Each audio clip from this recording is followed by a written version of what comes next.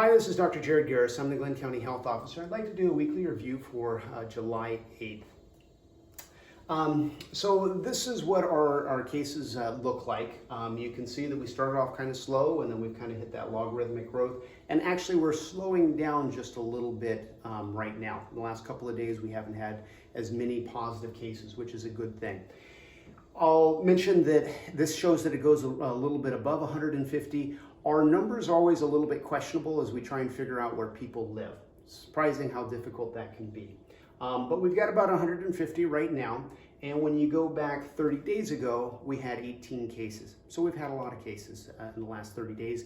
And that's why we've triggered with the state with, and it's the number of active cases as well as the percent increase, as well as the percentage of cases that, or of tests that have come back positive.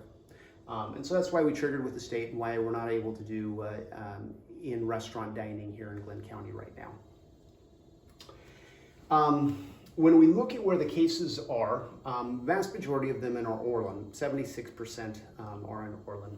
We've got some in Hamilton at 14.7%, and we've got Willows at 5.3%. I'll mention that Willows had almost none until just recently, and they're starting to get a few more cases. And then we've got 4% kind of in the smaller outlying towns. When we look at Orland, we've had 114 cases. Chico has 109. And this is not a fair comparison. Probably Chico has less per capita for the region than most of the rest of the region. But still, Chico is more than 10 times as big as Orland, and yet we've got more cases in Orland. So we've got a bit of a hot spot in Orland with COVID-19. So what are we doing? We're continuing to reach out to, especially to the Latino community, as that seems to be where the majority of our cases are. We are doing a social media outreach with doing some paid advertising, working on some very specific demographics to try and get that information to where it should be. We've also developed our own educational pieces that I think are very good. Laura has done a great job with overseeing that.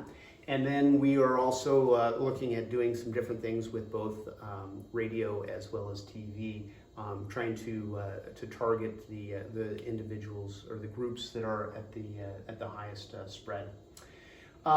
We've had a meeting with local church leaders. So just yesterday, I met with the church leaders here in Orland and in Glenn County.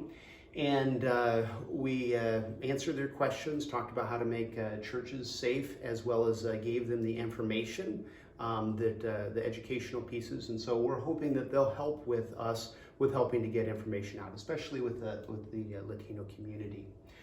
We've been working with businesses, so I don't know if anybody has seen, but West Mitsubishi has on their marquee has some educational pieces that they've been putting on there, both in English and Spanish, which I think is fantastic.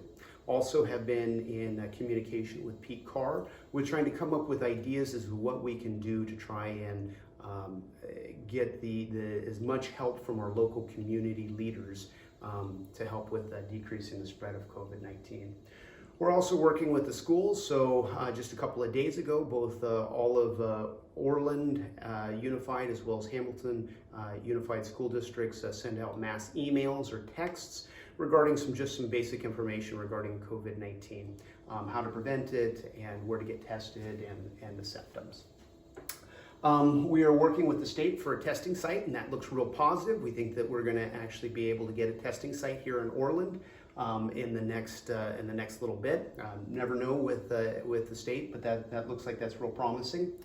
And once again, this isn't rocket science.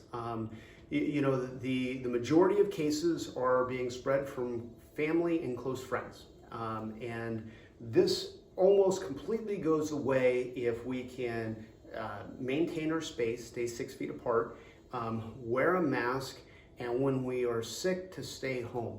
If we can do those three things, this almost goes away.